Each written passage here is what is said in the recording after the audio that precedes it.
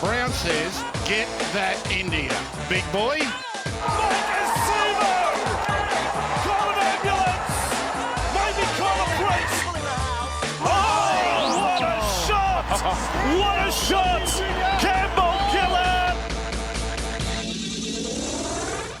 Hello and welcome back to another edition of the Tip Sheet podcast. As always, I'm your host, John, also known as 4020, and joining me to talk about another week of paradise, the Parramatta Eels and the NRL is my good mate, Sixties. Actual happenings this week, mate. We've got signings, we've got a re-signing, we've got happenings all over the place. We've got some dumbasses in the code as well, and we'll get to that eventually. But suffice to say, it's been a pretty good week in paradise. It has been, mate. Lots of news for us to dig our teeth into. Our good mate Clint is away. He's on holidays with his lovely wife Maria over in the United States. So we're flying. Well, we're not exactly solo. We're as a duo with this podcast. But, yeah, plenty going on, mate. Just before we start, a couple of things. Mate, I'm a little bit peeved this week, mate. I got a fine sent to me through the mail, courtesy of a speed camera. I was doing all of 7 kilometres an hour above the speed limit. And unfortunately, that's a significant fine and a couple of points. So I'm going to do my best to get a review on that, mainly because, if anything, I am heavily criticised for being a bit of a nana behind the wheel of a car.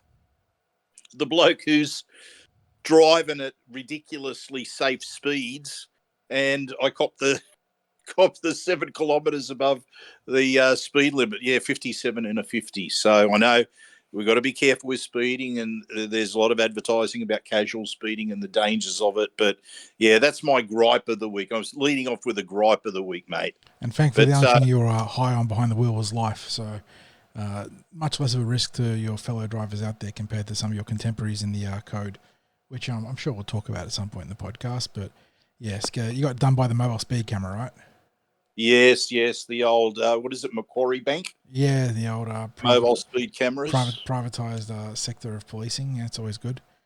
Yes, it wasn't a police radar spot. Or a fixed gun. Yeah. It was the old, just a normal looking car, little fold out sign that was before it, and as I drove past, I sort of glanced down and thought, oh, I'm a little bit over. Not much. Hopefully not a problem, but, yeah, problem. So, anyway, we move on, mate, because a couple of shout-outs, as usual, to our sponsors, Star Partners Real Estate, Auburn, Narellan and Parramatta. Greg and the crew there behind the Cumberland Throw all through the season, all through the calendar year. Great to have them on board, and they're going to be on board again next year. Also, really important right now, voting reminder for the Paraleague's EGM. The Cumberland Throw is voting against the resolutions. I repeat, against the resolutions. You've all read the Chris Barrett article about who is behind and supporting the push for the EGM to remove 4 current directors, and there's absolutely no reason for anyone to be thinking anything like removing the Parramatta Leagues Club directors. The Leagues Club is going absolutely great guns. I know people are unhappy about the football club performance this year, but what people need to understand is the football board is an independent board. It's independent of the Leagues Club. Yes, there are 2 Leagues Club directors on the 7-person football club board, but you are not going to change the football board if you wanted to. That's if you wanted to. You're not going to change the football board by voting out 4 Leagues Club directors. Directors. You are going to cause a lot of problems if that happens, because we've seen what the result of having constantly changing boards happens to be. But here's the thing that all the instability that it causes. But here's the thing: if people don't realise this, the football board was brought in 2017. Since that time, only 2 of that original appointees remain. And those 2, which includes Sean McElduff and Vicky Lever, both of those directors are at the end of their tenure. During the next 12 months, they will be stepping down within the next 12 months, which means that football board has turned over. That's the idea of the football board, is that it will turn over. They can't spend any more than 9 years on the football board. So people that wish to be considered on merit-based selection on the football board, you put in an application to be considered for merit selection for the football board. And they have a list of applicants that they work through when it comes to time for making appointments to the football board. So that's just a little bit of a background about that. Electronic voting is now open, and also now most people should have received all of their paperwork through the mail if you want to do a postal vote. You can also you can vote electronically if you've received the details via post and you haven't voted already. It gives you the details about how you can vote electronically. Please make sure you vote. It's no matter which way you vote, Mitch, make sure you vote. We've said we are voting against the resolutions. That's the way to go as far as we're concerned. But just make sure you vote. Don't think, oh, yeah, everything will be sweet, no matter which way you want the vote to go. You need to vote. You need to vote. And the more people that vote, the more it is that it's the wishes of the members of Parramatta Leagues Club. So we'll just leave that there. And John, the other thing I just wanted to mention right now, what about that great photo today that's been posted on the Parramatta Eels official site of Jason Ryles and Peter Sterling strolling through the car park at the Kellyville HQ, and it looks to me, looking at the angle of the photo and what's there in Sterlo's hand, a hard hat, looks like they're going for a tour of the Centre of Excellence. So I'd suggest maybe there might be a little bit more media coming up around Sterlo's visit, maybe a little bit more media around the Centre of Excellence as the construction starts to get closer and closer towards completion. But it was good to see a legend like Peter Sterling up there visiting Kellyville and spending a bit of time with Jason Ryles. Yeah, hoping there's more media around this because it could be a really nice bit of insight into both the Centre of Excellence, as you alluded to earlier, 60s, as well as that combination or relationship between Sterlo and Ryles getting off to a good start there. And great to see, I don't know who, sort of initiated it, but Jason Ryles has been pretty forefront in, letting people know that he wants to connect with the former players and whatnot. And you got to imagine this is probably at, his sort of instigation. And it's good to see him connecting with someone like Peter Sterling, who, we always talk about as one of the great Eels, especially post-playing career too, and having him back in the fold would be awesome for the club. Oh, yeah, absolutely. And the other thing too that this brings to light, John, is that, we talking about Jason Ryles and that he really wants to connect to the past at Parramatta, obviously taking the club into the future, but wants people from the past to feel as if they are part of the Eels family. And one of the things that came up about this, the removal of the 4 directors, was I think there was a complaint about the past players not feeling part of the club. Well, John, you and I, we host a former legend player from the Eels at Parramatta Leagues Club at every home game. And at every home game, there's at least 3 Parramatta legend players that are ambassadors for the club. So they're there for the Eels. They're there for Parramatta Leagues Club as well. And, there always seems to be that connection. And then on top of that, last year, we had that fabulous ceremony where the 80s players that won their grand finals were given premiership rings. And I think that was organised through the Leagues Club as well. I think that there is a great connection between the club and the former players. Now, maybe some former players might be a little bit frustrated. They'd like to be more involved in an active sense in terms of coaching the club or getting involved with the players like that. I can't answer to that, but certainly from my perspective, John, and in terms of the interaction that we get to see, is that connection is still pretty strong at certainly at Parramatta Leagues Club and at home matches for the Eels. Yeah, spot on.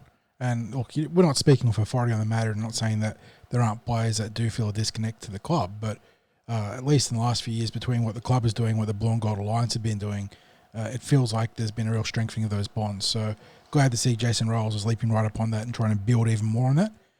And it's always that delicate juggling act, isn't it, where you want to honour the past and celebrate it, but you also don't want to be mired in the past. Because you hear these players talking from the 80s saying that they want the club to forge a new identity with a new premiership too, and not always just come back to the 80s. But yeah, it's about that delicate balance between the homage to the past and getting those players integrated into the present, and then forging your own identity. And it looks like Jason Ryles is making a good start there. So great to see Stella out there. Really hoping that the club's got some video content between the two, because I could imagine that even if it's only a few minutes, 60s, just a little sit-down chat between those two would just be fascinating coverage. Absolutely. But, mate, we've got a lot to get through, so let's get started with the news podcast. Yes, sir. News team, assemble!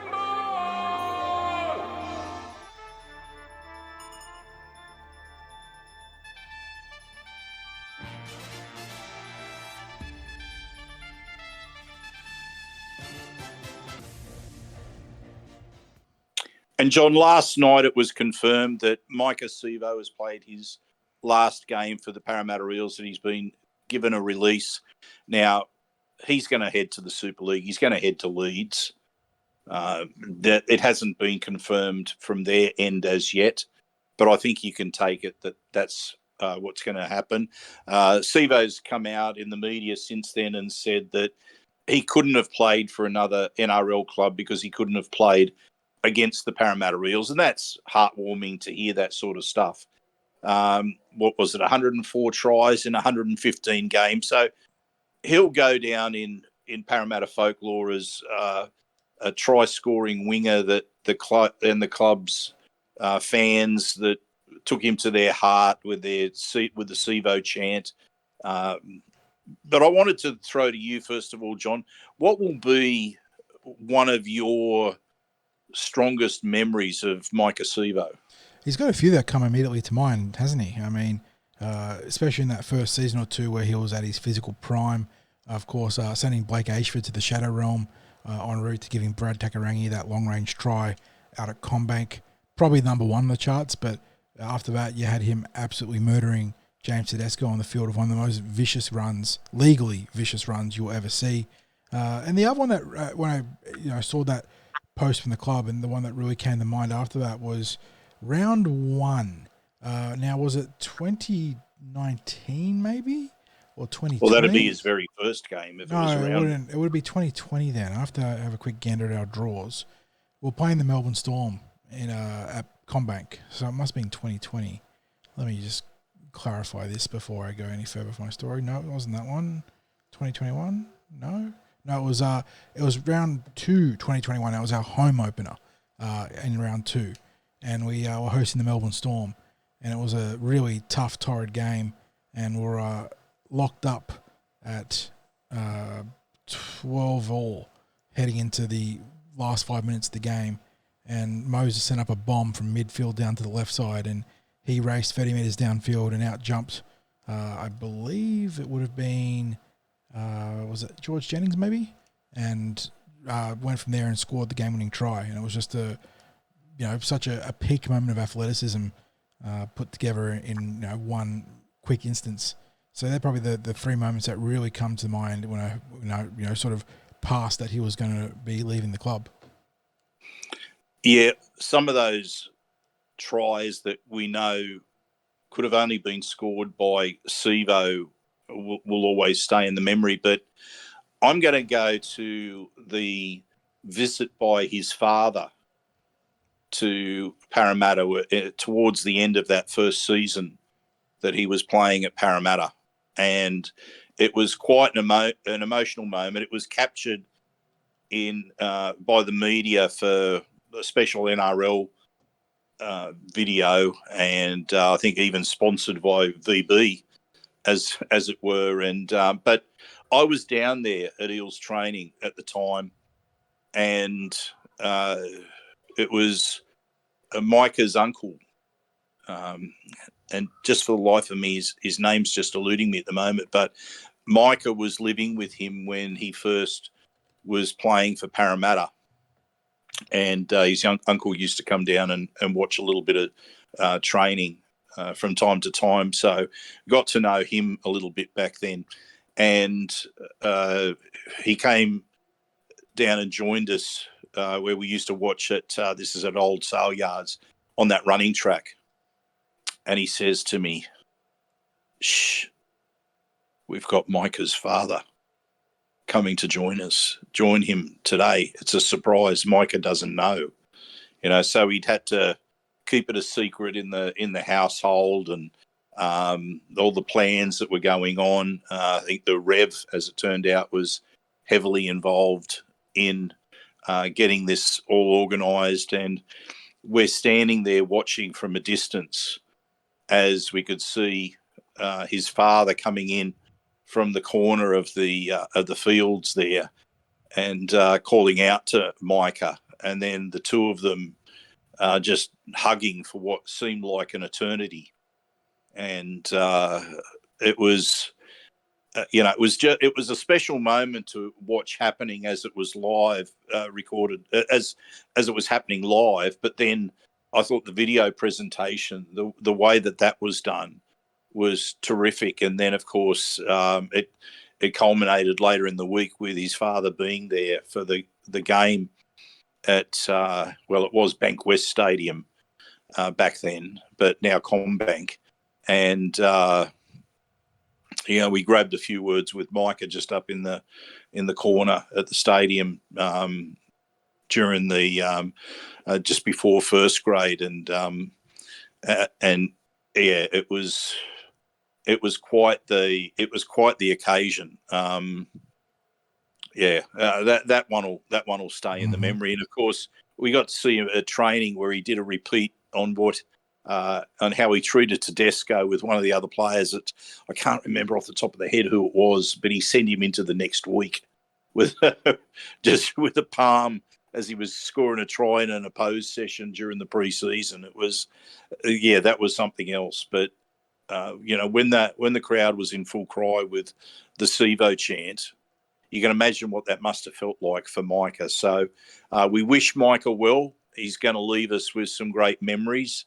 As the Parramatta just seems to be able to have wingers who've been almost larger than life over the years. Wingers that have brought the crowd to their feet, and from Neville Glover to both Eric Gross Senior, Boys, yep.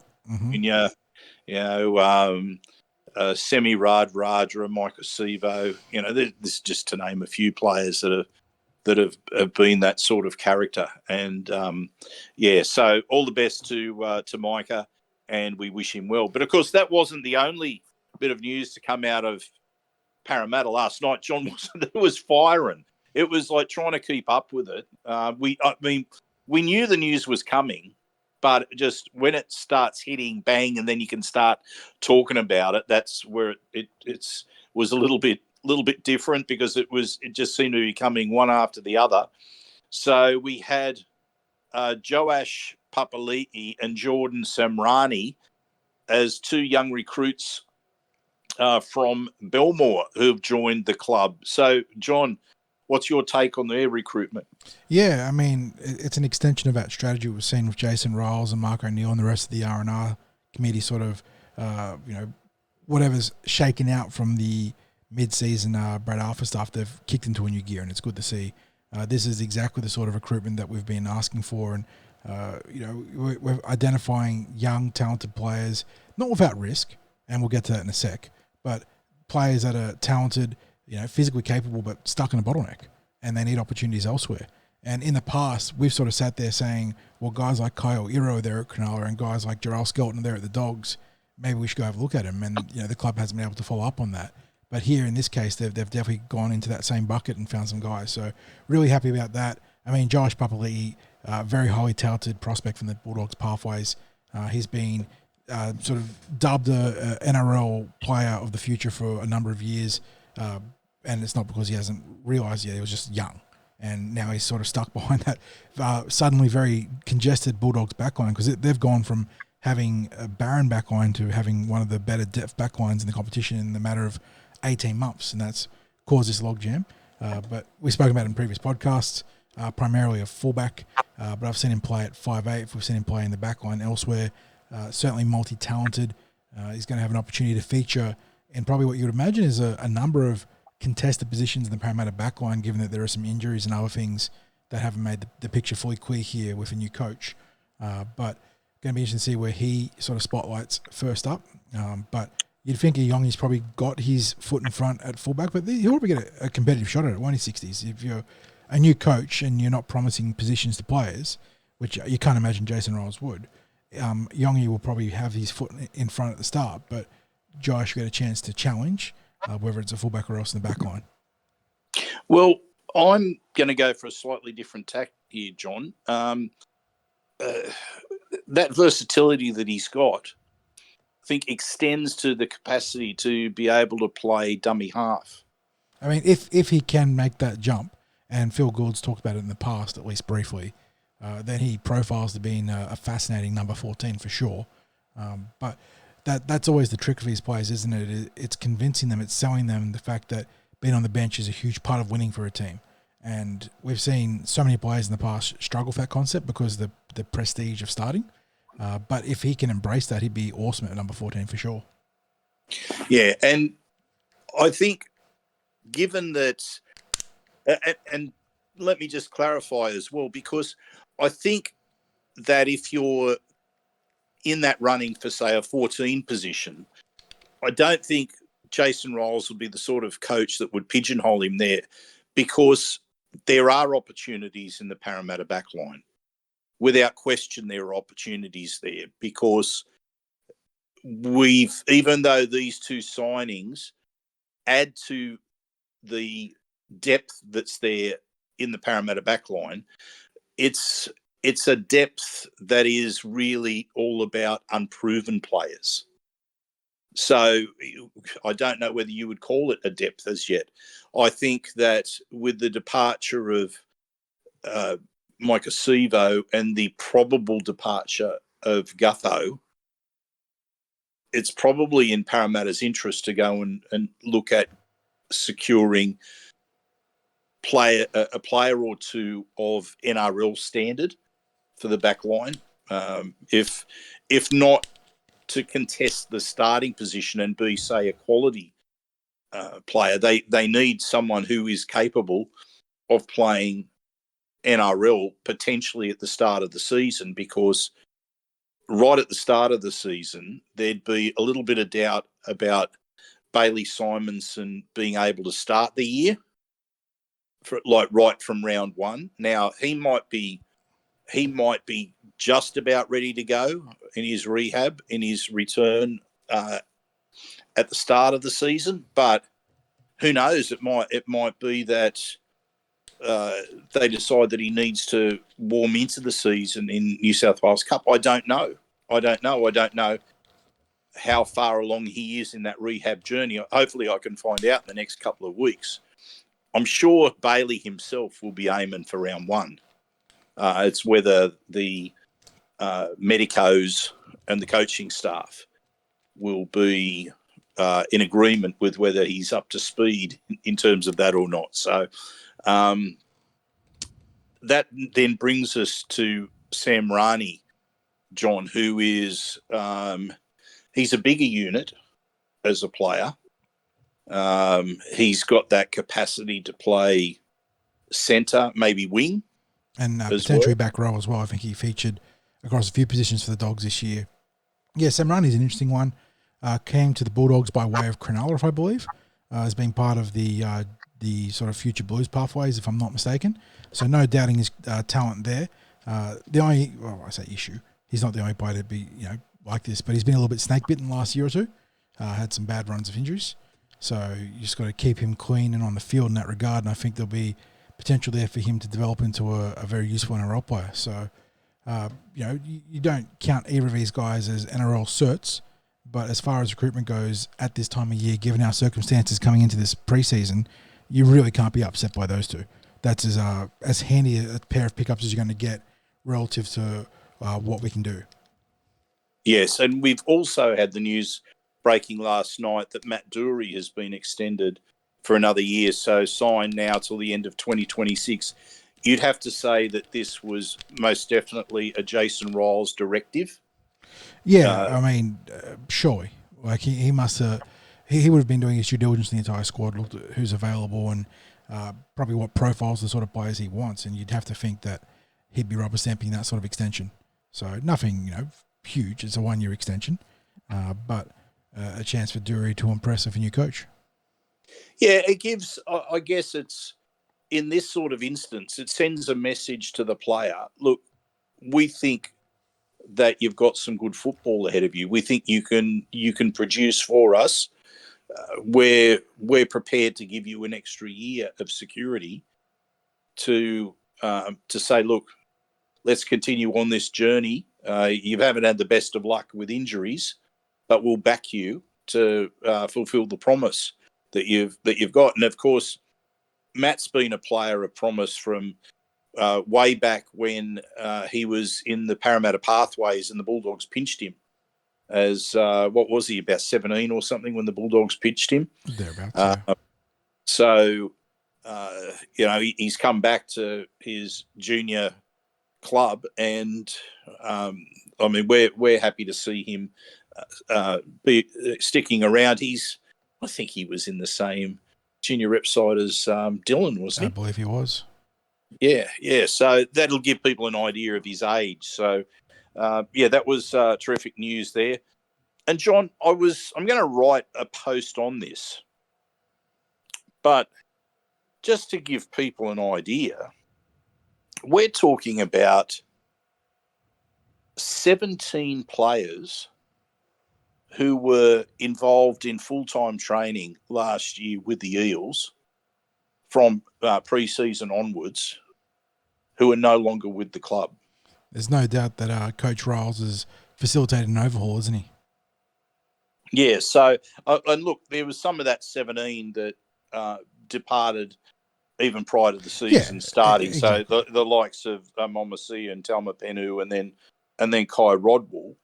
But we're still talking about a significant number of players. And mind you, those players were counted in the Eels top 30 last year. Mm-hmm.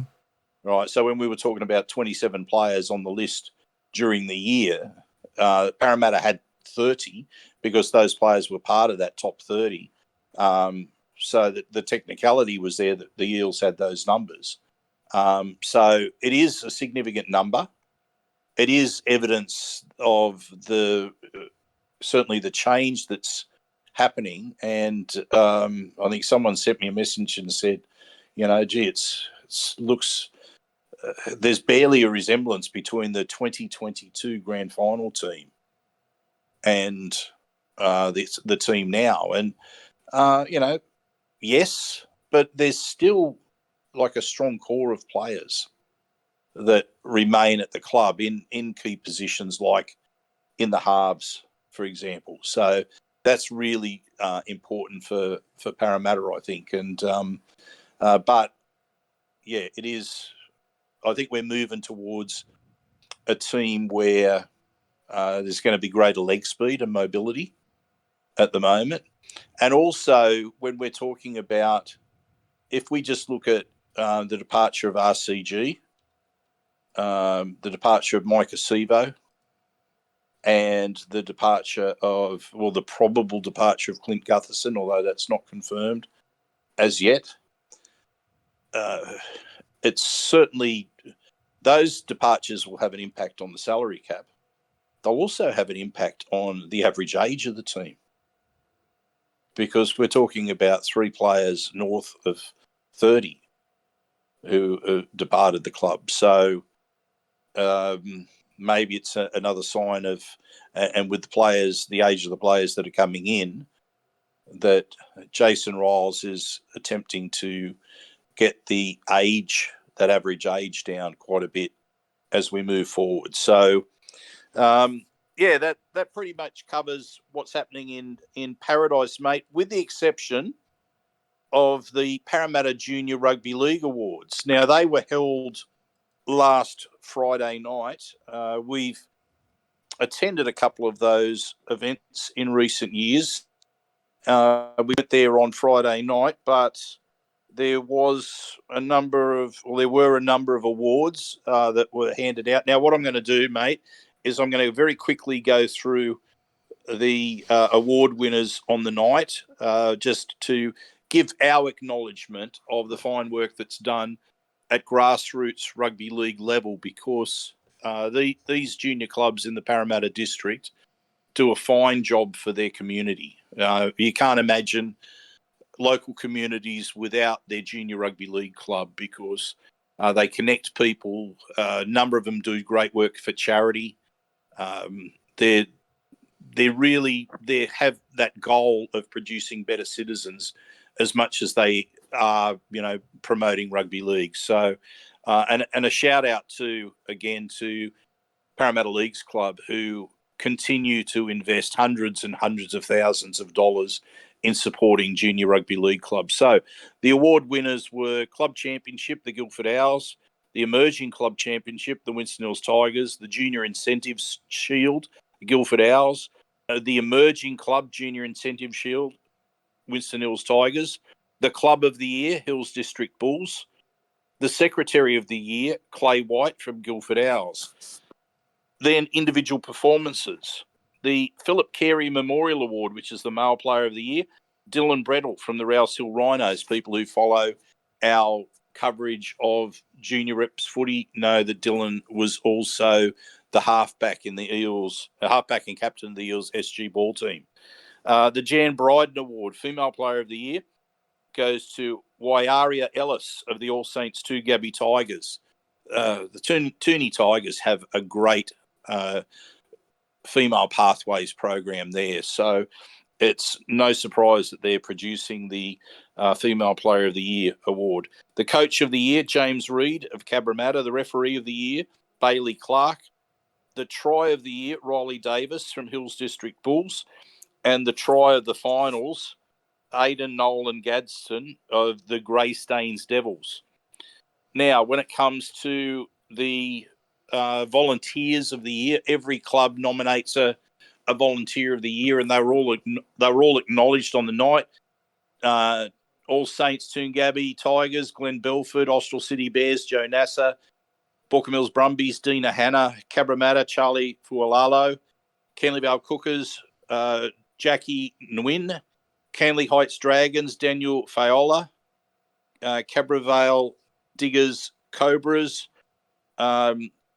Michael Golden; Grey Stains Devils, Brendan Honorato; Guildford Owls, Sarah White; Hills District Bulls, Laurie O'Brien; Kellyville Bushrangers, Matthew Medlin; Layla Park Cookers, Penny Layla; Marconi Mustangs, Mark Chebat; the Maulers Uniteds, Rania Fakri; Marylands Rams, Hayley Pugh; Mounties, Paul Curry; Our Lady Queen of Peace Bulldogs, Rania Jebrin; Parramatta City Titans, Giselle Fade; Parramatta Junior Eels, Ken Conway; Rouse Hill Rhinos, Lauren Buck; Seven Hills Kangaroos, Frank Sultana; Wenty Magpies, Dylan Coombe; Winston Hills Hawks, Samantha Primer; and Winston Hills Tigers, Amanda Leabeater.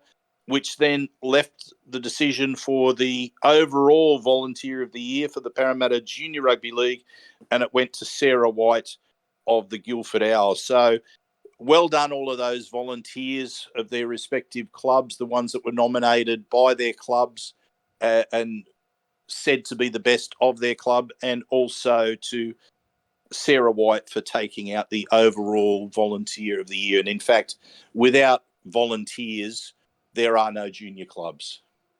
And thank you to everyone at every junior rugby league club who gets in there and volunteers and makes junior footy go around for everyone that's involved. We couldn't thank you enough, because it's the lifeblood of the game that we love. We wouldn't have NRL players today if we didn't have junior clubs, and we wouldn't have junior clubs functioning if we didn't have volunteers who make it happen. So thank you, one and all, to those players. And John, let's hit some NRL news. And I know you're ready to go with your musical interlude, but let's start the NRL news, because I think our listeners will work out why. We'll start the NRL news and then hit your musical interlude.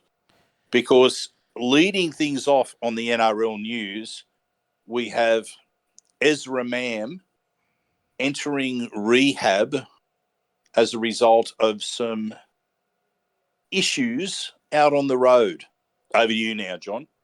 Were you born an asshole, or did you work at it your whole life? Either way, it worked out fine, 'cause you're an asshole tonight. Yes, you're an A-S-S-H-O-L-E, and don't you try to blame it on me. You deserve all the credit. You're an asshole tonight. You were an asshole yesterday. You're an asshole tonight. And I've got a feeling you'll be an asshole the rest of your life. Yes, the I-95 song by Austin Campbell. Never been more fitting, it feels like. Well, John, I know how strongly you feel about people who get behind the wheel of a car drunk or impacted by drugs. So I'm going to throw this over to you for your comments on what's happened. Yeah, I mean, it's pretty simple maths, isn't it, 60s? When you're behind the car and you're intoxicated, whether it's with alcohol, drugs like cocaine or marijuana, and, you know, you have a remit where you've got, 1 to 2 tons of steel, at your control, and a lack of control, and the risk that you pose to other people and the ripple effects that you can cause by momentary lapse of concentration, which is obviously heightened by the intoxication. It's just, I haven't got much time for that. So if I was in charge of the NRL, Ezra Mam probably wouldn't be playing for a year or two. So I think he was unlicensed. I mean, that's not even considering that he was unlicensed. This is just, the pure stupidity of driving while intoxicated. But, he probably will get a lighter punishment a much lighter punishment than what I would have gone for, even though it looks like he's going to face, legitimate charges. But it caps off a pretty loose off-season for Ezra Mam, with all the nonsense he got up to in Bali with Reece Walsh, breaking that individual's camera, going to the hospital with Walsh, and then obviously coming back to Australia and continuing to party on. So I certainly hope that justice is served here, and thankfully, while the injuries did occur on the opposite side for the innocent party involved, I believe there's a fractured hip. No lives were taken, which is massive, but Ezra's checked himself into rehab, and the cynic in me thinks that it's probably going to be more of a token gesture than anything else, but I'll give him the benefit of the doubt until that point. But like I said, if I was in charge, you wouldn't be playing for somewhere between 12 to 24 months. Well, the first question is, has he checked himself in, or has he been ordered by someone? Yeah. If you want your career to continue, this is step one that you have to follow. No matter which way it's come about, it's the only first course of action that has to be taken from his perspective is to sort it out. But what about what Coach Madge Maguire is stepping into up there at Brisbane? Yeah, that's rough for Maguire, isn't it? You come in and your super talented star young playmaker who's just inked a mammoth extension is completely off the rails. That's obviously going to be number one with an exclamation mark on the bullet point sort of plan. He's got to figure out what to do with the Broncos. And the Broncos already were, a bit of a mess, maybe not the right word, but there was already, a lot of intimation that the player culture there was out of hand, and there was a lot of young egos that were running the club. And if anything, this further, points to that as a, more substantial proof. And there's a very good chance he's going to be without the services of Mam for at least a good portion of the 2025 season, if the NRL's got any balls, and I certainly hope they do. So he's got a massive amount of work to get through now, and none of it's obviously of his own making. So I wish him the best of luck, or at least in terms of making these blokes better people. But obviously when it comes to football, you're never going to wish a team like Brisbane too much good luck. So Madge certainly got plenty of work to do, mate, and I do not envy him. Well, they started off the season in terms of their pre-season antics with being on the drink and having issues with almost, I guess, a bit of a public push and shove or fight between a couple of players, and they've ended the season, entered into the next pre-season with more issues, and you guess it's around some level of intoxication or ingestion of substances that they shouldn't be ingesting. And you got to think, when does the message sink in? I mean, they've got the new coach coming in.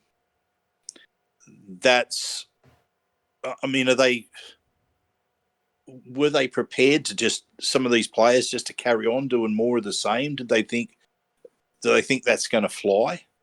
If there's one thing that Maguire's probably noted for, it would be that he's not a tolerant person with player in terms of discipline with players, that he is prepared to put his foot down. He does drive a hard line. It's maybe why he's got a limited time at a club.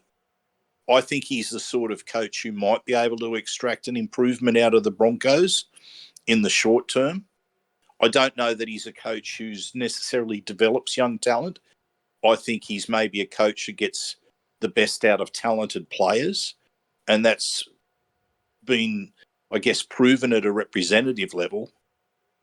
Big task for him, but if you've to have a major cultural issue there, and if the issue stems from some of your biggest stars, that's one hell of a hurdle that he's got to overcome. So, good luck to him there. Bit of signing news. Alamotti up at Penrith. He's extended to the end of 2027. Hey, didn't he land on his feet being shed by the Bulldogs and ending up grand final hero, for the Penrith Panthers. Final hero status. Yeah. Look, Alamotti, much like Joash Papali'i, hailing from the same pathway out of Canterbury, much fated young player that got to the NRL for the Bulldogs but didn't realise his potential as a very young player. And they probably cut bait on him too early. And as always, when we make these comments, we don't know behind the scenes what is happening. Maybe his attitude wasn't 100% where the coaches needed to be at the time, and this was the kick up the backside he needed. You don't know that. Maybe that's completely off the mark, and it was just, didn't work out that way. Sometimes that's the case. But whatever it was, he, signs for a song over at Penrith, gives them fantastic backline coverage at a great rate, and it was certainly a player that I wouldn't have minded the Parramatta Eels signing, and that's not for the benefit of hindsight. That was just looking at his potential and saying that, he's off contract from the Dogs. He's worth taking a punt, but at the same time, he had the option to sign with Penrith, and that's always going to be hard to say no to. We literally saw it with our, star young player ourselves and Blaze Talangi, a chance to go over the Penrith and be part of the juggernaut that is that dynasty. Always going to be hard to say no. And look, he got that chance through the season between injuries and some silliness from other players, and now he's cemented in that back line, isn't he? And he gets he signed. Is that his second extension? I think he's signed. He signed an initial 1 year extension that turned into this end of 27 deal now. I think so. He is very much entrenched out at the foot of the mountains now, and he's a dynamic little wrecking ball. He's got probably not the conventional modern build when it comes to a centre, but he's a powerhouse, and that certainly makes him a point of difference in that back line. And yeah, he's part of the reason why Penrith probably won't slow down too much next year. You mentioned that he would have been a player that you wouldn't have minded Parramatta taking a punt on. That's because his talent did splash from time to time in his performances with the Bulldogs. Mm-hmm. And you thought, well, this bloke's got something. I wouldn't mind seeing just how far he can go. But, good luck to him there. And well done to the Panthers for getting some of the best out of him just in this first season as it is. And the other bit of news floating around is Sam Walker is strongly rumoured to ink a 2-year deal at the Roosters. So I guess they're at a point where they need to lock up somebody in the halves. And it's almost a 1 year deal, isn't it, when you think about it from a playing perspective? He'll come back at some point next year, but he did his ACL late in the season. He's going to miss a good chunk of 25, so they're paying him an absolute premium for what will be 1 and a bit years of production. And Walker's a talented player. There's no doubt about it, but I don't think he's the hype that was around Sam Walker coming through the junior pathways was pretty much unlike any prospect I'd seen in the playmaking slots. And I had very credentialed and talented player scouts telling me that he was the best prospect they've ever seen. And you see flashes of it at the NRL level, but he has not been as consistent as you would have hoped. And there's still plenty of time for him to develop that game because he's 22. So I certainly don't think he's reached anywhere near his ceiling. You look at Mitchell Moses, the jump that he made from his time at the Tigers to when he joined the Parramatta Eels in 2017, and the progress he made in the next 3 or 4 years, that sort of consolidated his game to the heights we now see from seasons 21 to 24. There's absolutely plenty of time there, but the papers is making it out like it's about 1.1 a year, and you don't know what the TPA splits on that are and all that sort of thing, and whether they've got the numbers a little bit out of bounds. But unfortunately that is the rate for a playmaker in the market these days. If you've got a top 8 playmaker coming onto the open market, you got to pay a premium. Same thing happens in the NFL for all the quarterbacks. You got a lot of mid-tier quarterbacks over there getting absolutely insane money because the market dictates that if you want a quarterback, you got to pay in excess of $50 million US over there per year, which is obviously dwarfs the 1.1 million AU that we got here for a player like Sam Walker. But the concepts are similar. So, he gets a huge chunk of financial security there on the back of that injury. The Roosters obviously at least get a little breathing space to plot out their long-term plan in the halves. What do you think their long-term plan is? Well, that's a good question. What's their they're obviously banking on Sam Walker dedeveloping. Because that is the sort of, while the duration of the contract doesn't speak towards it, because that could also be a Sam Walker side thing. Being able to hit the markets at 24 again, will be able to take your pick of the deals out there if you're in the peak of your powers. But I think that they are banking on him being a tricolour for a long time. But in the short term, they've got Chad Townsend. They've been linked to Ben Hunt, but that's kind of the nature of being the Roosters now. You sort of get linked to every high-profile player that is either available or off contract. So I think it's going to be Sam Walker +1. And I don't know who that's going to be, whether they take a punt on a young guy. I mean... And they've had the issues with Sanders. I was about to say Sanders Smith is no guarantee that he's playing at the early parts of next year either, as he deals with his own off-field incident or driving incident. So I don't know. It's they've got a lot of money, although a good chunk less if they're going to re-sign Sam Walker. That's a lot of that open cap space gone. But they've still got money. And the Roosters, we know, are ambitious and aggressive. They will chase players if they feel like there's an opportunity to get them. And they've got a great selling point as well. But yeah, long term, it feels like it is Sam Walker +1, but they're also going to have to deal with the renegotiation process in a year. Because if he signed a 2-year extension, he's free to negotiate November 1, 2025. Yes, so that's the main news. There's of course other signing news floating around the NRL, but we went with the main news that's out there.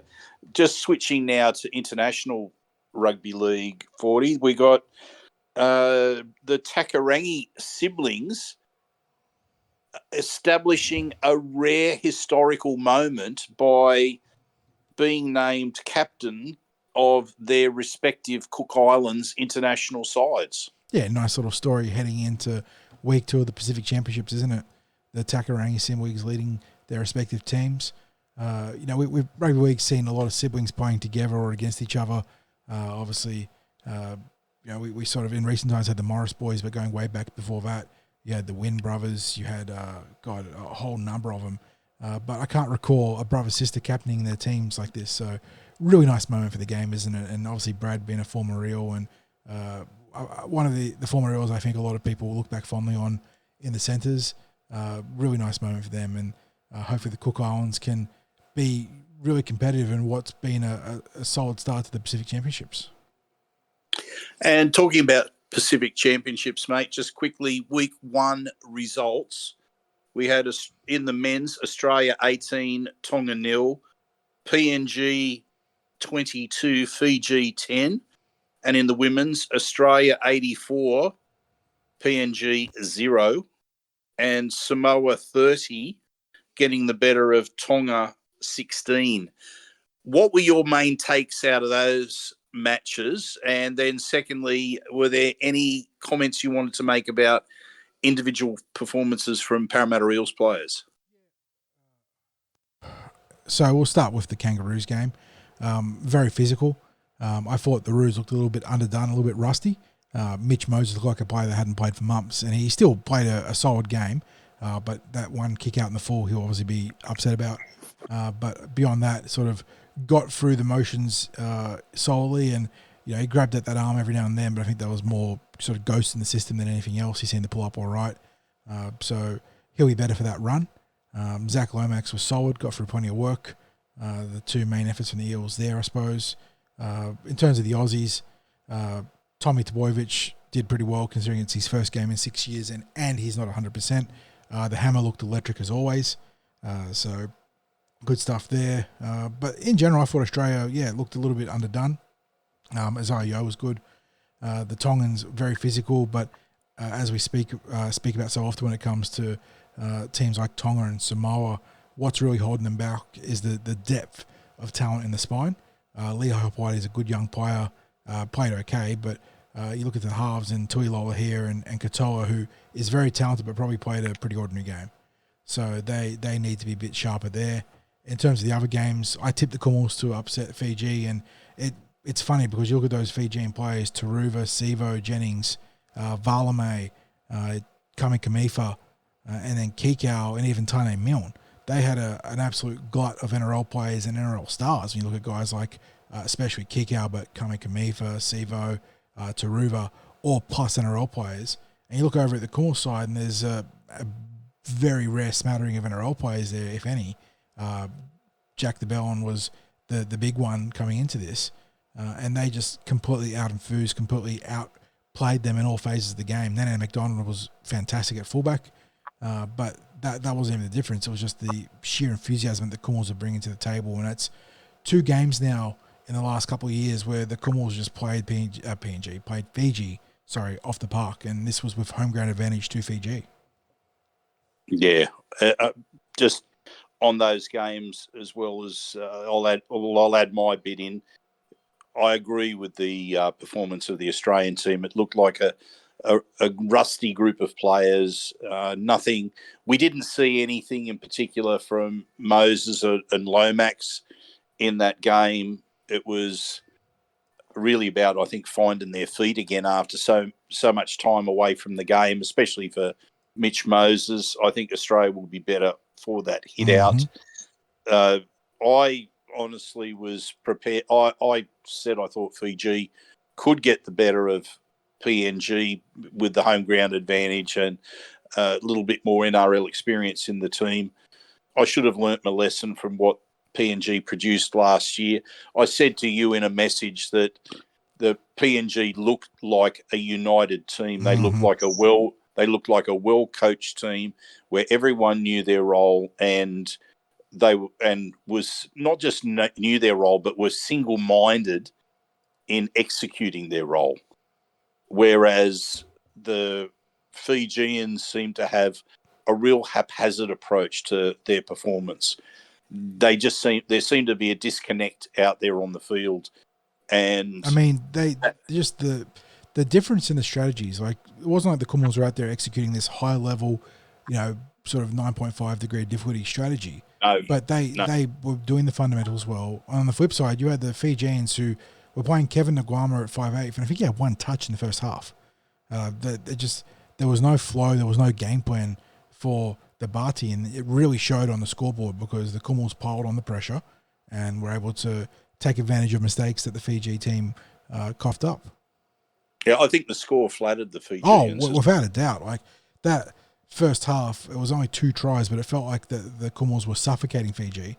And like you said, it was especially that late try to Maika that turned the scoreboard from 22-4 to 22-10, which certainly added a lot more sort of false integrity to the game, didn't it? Absolutely. And of course, the women's, that was just a training run, really, wasn't it, for Australia? We sort of alluded to it when we did the wrap up of the PM13 game last week, where a very talented Australian team, but what was essentially Australia A, took down the PNG team with a monster score back then. This, like you said, it wasn't even a training run. It was 17 tries, 60s. Like, they had a chance to get 100 points with better goal kicking in a game that isn't played for 80 minutes. So really, really rough stuff there for the Orchids. And no one, look, I say no one benefits from this, but that's not true, because it wasn't so long ago that it was the PNG male team that was getting absolutely pantsed internationally. And they've made monstrous strides when it comes to that space of the game. So the Orchids are taking their medicine now, and yeah, it's embarrassing and humiliating, but they will come better from this. And it won't show up immediately, but the pathways have been put in place, and the pain now will result in the Orchids being very competitive down the road. So not too much to gleam here. The speed of the Aussie backs was just too good. Julia Robinson, Jakaya Whitfield, Tameka Upton just feasted out wide. Like, they could have run out any number of players that would have killed it, but those players were almost untouchable on the day. Yeah, absolutely. The Samoa and Tonga clash actually featured quite a few Parramatta players. There was about 3 players on each team there, and I thought they all acquitted themselves very well, mate. This was a spirited game, wasn't it? Yeah. This was probably the pick of the international games in terms of the competitiveness, and Samoa ended up running away for 30-16, but Tonga really threatened early in that second half. We saw a quick fire set of tries to Takapatoa and Tahala Liku, I believe it is. Sorry, girls, if I got that wrong. And they really got back into the contest there, but then it was a late brace of tries to Patea and our own Lindsay Tui that sealed the game.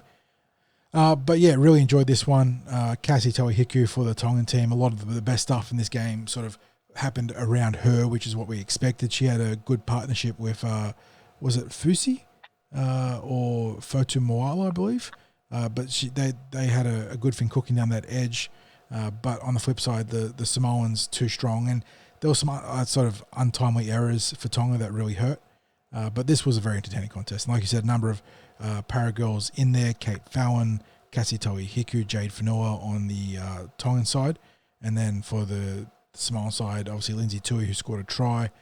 Good to see her back after her NRL season. I say back; she played the last couple of NRLW games, but it was a season interrupted by injury. And she had a good game there. This one was actually an important game. I didn't realise at the time, 60s, but this had World Cup implications. I didn't realise that in the preview. But because of this, I believe Fetu Samoa now have a chance to qualify for the World Cup. And look, I think they probably should be in the World Cup. It almost feels wrong that the players at this level are trying to qualify for the World Cup. It's kind of hard. I mean, I know at the NRLW, or NRLW is not the correct badging for it because it's an international competition, but that space has a more limited World Cup roster. But it's kind of crazy to think that Tonga won't be playing in the World Cup. Yeah. You know, surely Tonga and Samoa, you can't guarantee them invites every year, but they are cornerstones of the international game. So Yes. yeah. And you know they're going to get the support too. Yes, absolutely. You know, they'll draw a lot of interest, not just in their home countries, but the people of that heritage that are in other countries, and the people from around the world that loves watching players that are so passionate about their sport. So, and I also wanted to give a shout out to former Parramatta player Mina Hanisi, who was involved in that game. She's now with the Cronulla Sharks, and former student that I'll always have a lot of time for. So, well done, Mina. Continue doing great things out there. She got a grand final appearance this year, and it's always was disappointing that she wasn't with the Parramatta Eels anymore, but I'm glad to see that she's still kicking goals in her rugby league career. So let's go to this week, mate, and we'll do a quick preview of the matches. First up in the men's, we've got Fiji taking on the Cook Islands. What's your thoughts in this match? Yeah, no Friday night games this week. It's all Saturday, Sunday slots, and this one's over at HFC Bank Stadium, Suva again, 7:10 p.m. kickoff our time, or Eastern Seaboard time. Look, Fiji, you want to hope they can bounce back from that loss. And looking at their team named, backline looks the same: Taruva, Sivo, Jennings, Blake, Valame, Naguama and Donahue in the halves, Tui Kamikami for captain the team in the front row, Bill Kikau in the back row. So no significant changes there. And then for the Cook Islands team, who we got there? Brad Takarangi, obviously captain team in the halves. He's partnered by Esam Masters, and his brother Stephen Masters is on the wing. Tepai Moroa's in the front row. David Mawali has a good player right there, also on the front row. Zane Tedavano, Ruben Porter, Pride Peterson, Rabadi, bit of NRL experience across those three players there. A lot of familiar faces. Yeah, there's some former Eels there. There's some NRL players that you can identify. But they seem to have, it seems like it's a fairly similar team to the one that they named last year. Correct. In international footy. So when I'm saying familiar faces, I mean familiar running around for the Cook Islands. Even if we don't see them in NRL football, we're seeing familiar faces that the Cook Islands has been naming for a few consecutive years. And on the balance of things on paper, you'd think Fiji have the ascendancy here, again, with the benefit of the home field advantage. And I will tip Fiji here. But they need a good result. Like, they need to bounce back from that loss to the Commonwealth because, like you said, the scoreboard didn't reflect how played off the park they were by the PNG squad. And the thing is, you look at that Fijian team, it's a very good back line. Sinia Taruva, Maika Sivo, Michael Jennings, Wanga Blake, Semi Valame, all current NRL players. Even Michael Jennings, who's in, obviously the back line of his career, is still a current NRL player. And Wanga's obviously over in the Super League, but still physically capable. So they need to do better with that. And you look at that left edge 60s, like it's Taruva on the sweep alongside Viliami Kikau, Michael Jennings, and Maika Sivo. Like they should be carving up at this level. And they just weren't consistent enough there, or at least the team wasn't consistent enough in giving them opportunities. And I think, if anything, Viliami Kikau was probably trying to force the issue a little bit. I think he threw a couple of pretty bad intercepts in that game that led directly to the points. So if he can just get back to running north-south and then providing, more conventional delivery of the ball to his outside men, it'll work wonders against the Cook Islands. And as always, you're hoping for a competitive game. But if there's a bit of fire in the belly from Fiji here, they can rack up a score. They have, in my opinion, John, they have to rack up a convincing score. They have to be as dominant as their team list says they should be. Now, as far as the scoreboard's concerned, those two intercepts that were thrown last week basically were the difference between the teams on the scoreboard, right? Not in how the play went, but on the scoreboard. So you go, well, minimise the mistakes against a team which is arguably a lot weaker than Papua New Guinea, and that's with respect to the Cook Islands team. They aren't as highly rated as Papua New Guinea. Fiji should get the job done and should get the job done well. If this is in any way close, and by close I mean within 12 points, they should be highly disappointed in themselves with this one. I think we should be looking at a points differential of 40 or more if Fiji is playing fair dinkum. They've got to come up with a better game plan too. They can't sort of just not even go through the motions like they did against PNG. They've got to lock in, find a way to use that left edge better, and just use the talent that's in that team because they were squandering it against the Kumals. Yeah. Next one in the men's is the Kiwis against Australia. Yeah, the main event when it comes to these preliminary rounds.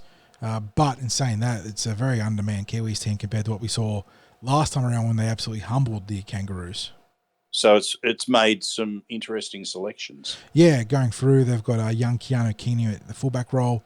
Jermaine Asarko's back and on the wing with Will Warbrick, who admittedly has been outstanding in NRL.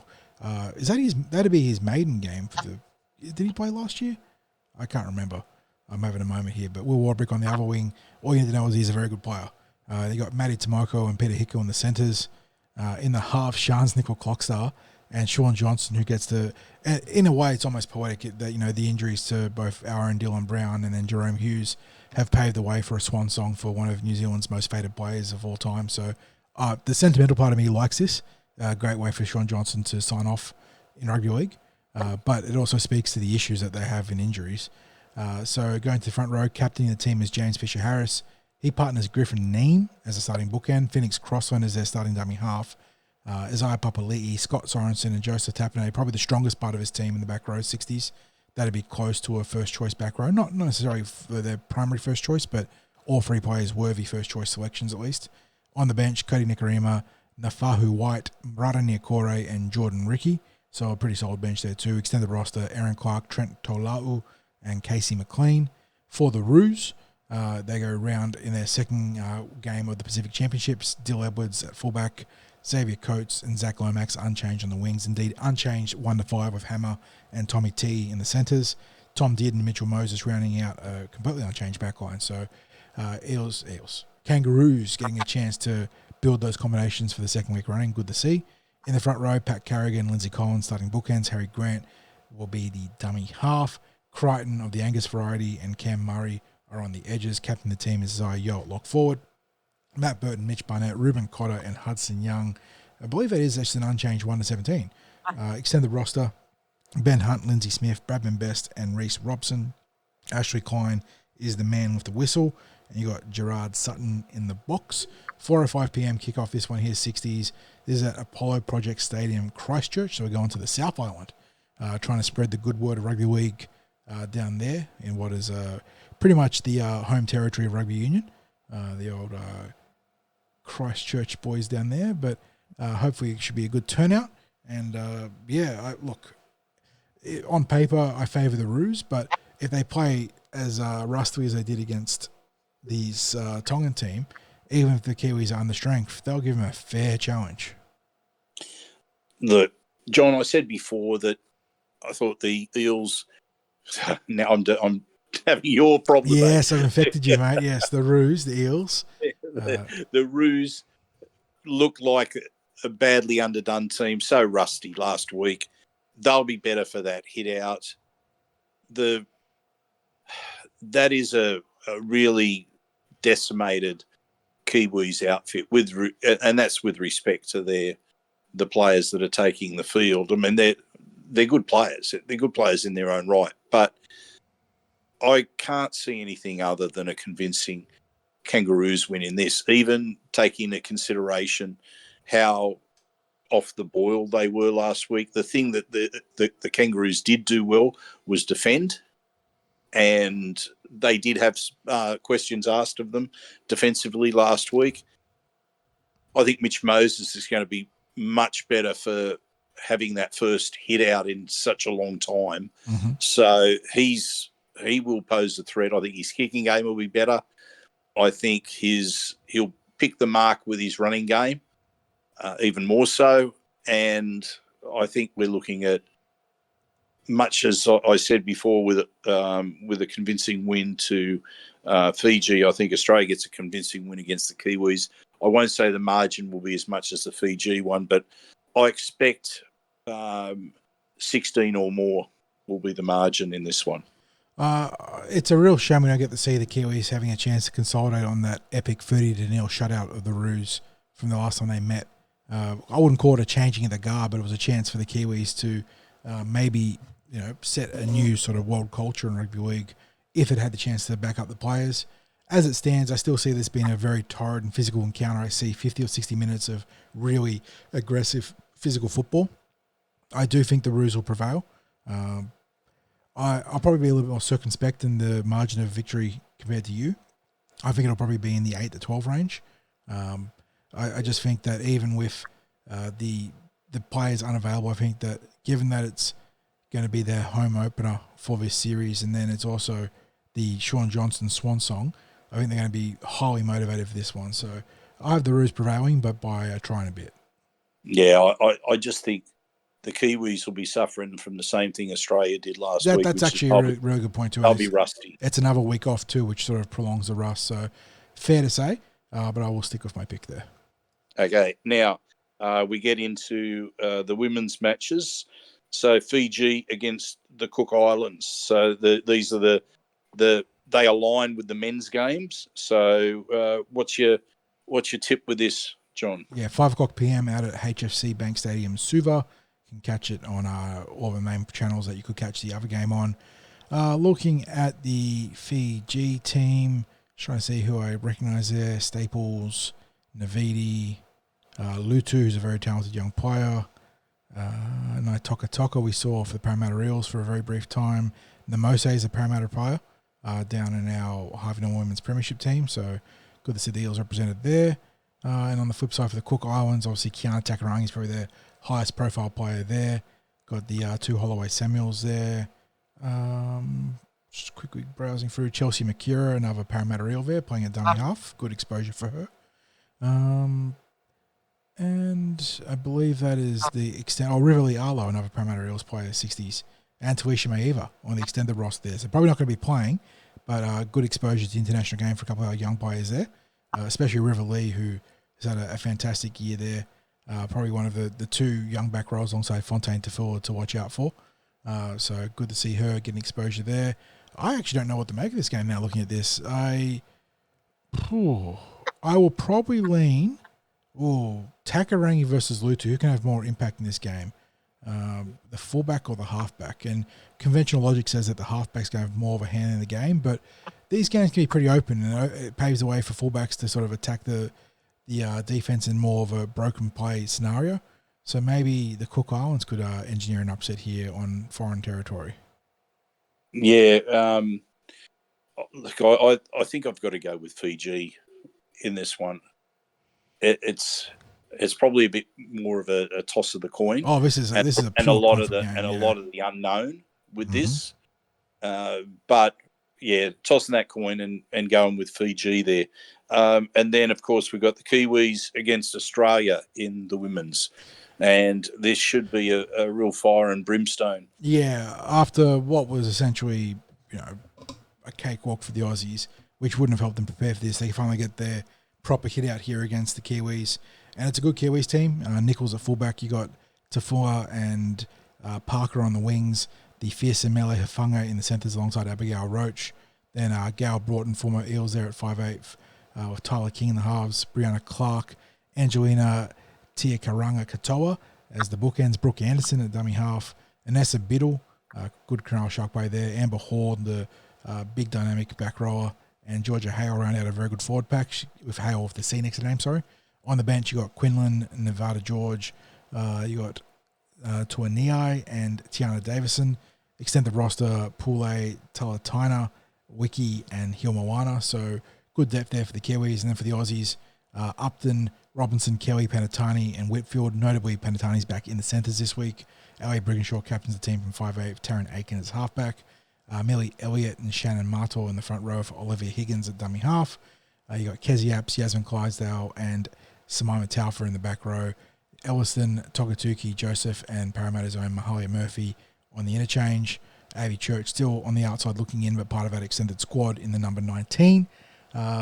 Look, the Aussies, this is probably close to a coin toss than the result last week would tell you, because, again, you can't really take anything out of that. It is played at Christchurch, 1:35 p.m. kickoff. I think the Kiwi Ferns could be maybe springing an upset here. This could be a bit of an ambush game with the Roos flying a little bit too high on the back of that win over the Orchids. I don't deny the talent for the Roos. I think the Ferns maybe spring the upset here, mate. Yeah, there's no doubt you've got to respect a Kiwi team that has given Australia what for in the past. I think, however, that Australian team, gee, it's even with a couple of questionable omissions from the team. It's still just the talent is insane. I just think maybe at home, if the Kiwi Ferns can rest momentum early on and sort of spot up the Roos with some power ball, with the likes of Hufanga and Hall, they're just, these big dynamic wrecking balls in the centre and back row respectively. If they can just snake a couple of early tries and force the Roos out of rhythm and chasing points, I think that might be how they get them. But in saying that, again, that Kangaroos team, that backline, Upton, Robinson, Kelly, Penatani, Whitfield, the halves of Brigginshaw and Aiken, even before you look at the forward pack, just some of the most ridiculous talent you're going to get 1-7 across the game. Yeah. Look, I think Australia gets this by a margin of 6 to 10 points. I find it just impossible to tip against a team with that talent that the Australian side can boast. So, with respect to the Kiwis, I'm going to tip the Aussies in that one. Now, let's wrap things up with the final international match, which isn't part of the Pacific Championships, but England is playing Samoa. And I think that takes place Monday morning, our time, from memory. 1:30 a.m., so it's a late night or very, very early start, depending on what your perspective is. Yeah. I'm sure there are going to be plenty of people in Western Sydney. Yes. Would be having maybe calling in for work a little bit later or sick on Monday. Yeah. That's it. So this is an interesting match, John, because the Samoan team has made great strides in the last couple of years and boasting absolute world-class players. But England has also proven at an international level that they are still... Yeah, so gritty. They're just so competitive. Yeah, absolutely. So, can you just run through that Samoan team for us? So do we have an official team list yet? Because I've got the squad. I was trying to find a team list though. Yeah, I you know what? I've thrown it to you, but I remember going and looking earlier today. I was pulling up the page of Sen and it's still blank on both sides, but I can tell you the squad and we can sort of extrapolate who might be there because it is a pretty handy squad and it starts alphabetically first name, Anthony Milford. You got Blaze Talangi, now listed as a Penrith Panther, that one stings. Dean Mariner, Francis Molo, Jordan Chankam Tong, Isaac and Jake Tungle, Jerome Luai, Jazz Tavanga, Jarrell Skelton, Jeremiah Nane, John Asiata, he's still going around, there you go. Josiah Pahulu, Junior Ponga, Keenan Palacia, Lazarus Valepu, Luciano Leilua, Paul Roach, Ricky Latelli. Ricky Latelli still going around, man. Wow. RTS, Roger. So he's defected from New Zealand to Samoa. Sean Bloor, Simi Sasangi, and Terrell May. So, trying to reverse engineer this one here, mate. Let's go through the spine first, because clearly Jerome Luai is going to be in the halves, and you'd think he's probably partnering. I'm just looking here. I'd say he's going to be partnering in a sort of almost passing the torch moment between former Penrith and incoming Penrith player Blaze Talangi, maybe. Yeah. You would think so. So you'd give the halfback role to Jerome. To Jerome, yeah. Which is, again, another sort of coming-of-age moment for him ahead of his journey to the West Tigers. At fullback, what do we got? Milford would be the utility if he's playing at all. Who else do we have here? Gosh. Roger Tuivasa-Sheck, what am I saying? That's an easy one there. And then in the centres, obviously, Isaac Tungor's one of the first-choice centres. And then you sort of fill your back line in around, you got Jarrell Skelton, but Jake Tungor. Who else is there? So the other wing spot's probably a bit sus. Dean Mariner could probably do a job as well. No, Dean Mariner could definitely do a job. So I'd say Mariner's on the wing of Jarrell Skelton, and then you got Isaac Tungor, and then whoever is the next choice centre. And then in the dummy half spot, Jazz Tavanga, I'd say, is probably the most obvious candidate. And then forward pack, well, you just sort of assemble it from there. But you've got Terrell May, probably one of the first choice bookends. Luciano Leilua in the back row. Keenan Palacea probably goes to the bench. Jeremiah Nana is going to be the other starting back rower on the edge. You got Gordon Chamkang-Tong is also going to be in the dummy half mix as well, alongside Milford as that utility. Probably off the interchange there. Francis Molo gives you another middle forward there. So you start to assemble a pretty reasonable squad. And it feels like Samoa's got some pretty big outs too. Obviously, Junior Barlaw. I was trying to think of who played in that World Cup final. No, Stephen Crichton. Because he played for Samoa, didn't he? In the World Cup? Am I making this up? Let me try and go. I'm pretty sure he did. And now it depends on because the whole what's it called? The eligibility criteria on the World Cup cycle also is a big part of it. Rugby League World Cup final. Let's see if we can just pull up the match centre here. 2021 World Cup final. Let's go have a look. That's there. So do we have team lists here? There we go. So they had, playing in that game, Joseph Swali'i, no longer available, obviously. Taylor May, not available for a different reason. But then notable omissions, Crichton and To'o. So that's two big ones there. That completely turns that back line into a world-class back line. Junior Barlaw, Chanel Harris-Tavita is another handy player to have in the mix. Jaden Sewer, Oregon Kaufusi, Kelma Tuolangi, Josh Papali'i, Spencer Lenu, who is now probably on the Australian side of eligibility, I'd say. And then Marty Tapau. So, Tapau, sorry. So they're missing that is completely different out missing some serious strike power there. Even guys that are more advanced in years since then. You're looking at guys like Marty and Junior and Josh Papali'i, obviously, or in the more senior moments of their career, but they're still quality players. So they certainly are nowhere near full strength, but still have put together a pretty solid team. So I think England probably going to be pretty solidly favoured going into this one because of that. But in saying that, Jerome Luai's had a mammoth year, really stepped up and honed his game. This is the sort of series where he could then complete that consolidation of his individual journey this year. If he can make Samoa competitive and still a win here or there, that'd be huge. Look, I think they'll be competitive, but I think England will get the job done. England in England this time of year, it's always going to be tough. And there's too many outs for Samoa.